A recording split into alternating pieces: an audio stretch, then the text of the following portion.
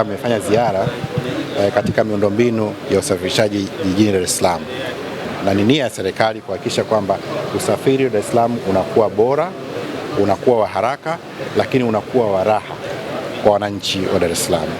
Na hiyo ndio mkakati wa serikali ambao wamefanya. Tayari kampuni zimeshaleta mabasi.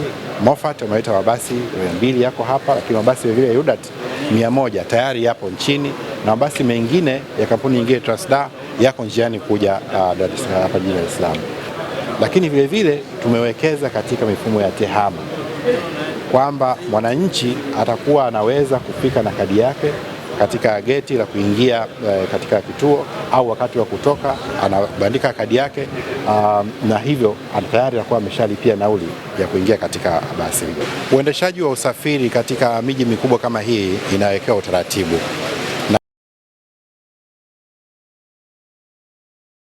binafsi ni pamoja na hata hawa ambao wanamiliki daladala. Kwa hiyo watapangia utaratibu mzuri tu wa namna ambavyo watashiriki katika kuhakikisha kwamba usafiri wa Dar es Salaam unakuwa mzuri. Tunajua serikali inafahamu kwamba hata kwa kuwa na daladala tayari tumeshatengeneza ajira. Kwa hiyo kinachotakiwa sasa hivi ni namna ambavyo daladala zitapangwa vizuri ili na zenyewe ziweze kushiriki katika kutoa huduma jijini Dar es Salaam. Barabara zinajengwa na taasisi ambayo ndio ina mamlaka hayo ya kujenga, ambayo ni TANROADS.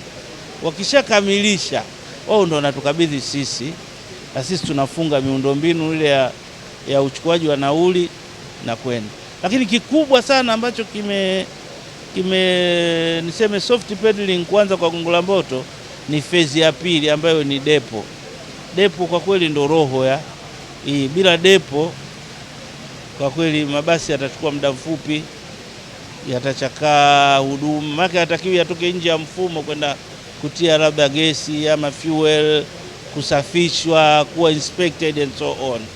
Kwa hiyo depo hasa ndio ambayo inachelewa, na yenyewe pia inajengwa pia na hao ambao wako instrumented kujengwa, ila lengo ni kuharakisha mapema iwezekanavyo, kwa sababu sote tunafahamu hawa wenzetu wa UDA RT ndio watakao kwenda kutoa huduma pia kule. Lakini kwa mabasi ambayo sote tumeyaona yale sasa, na huku kwenye ambapo UDA RT anafanya shughuli zake, kuna mwenye barabara yake anakuja. Kwa hiyo yani unaona huo msukumo, nikasema sitaji tarehe, lakini huyu huku anatakiwa kuja soon.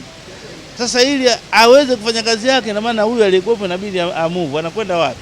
Inabidi aende kule.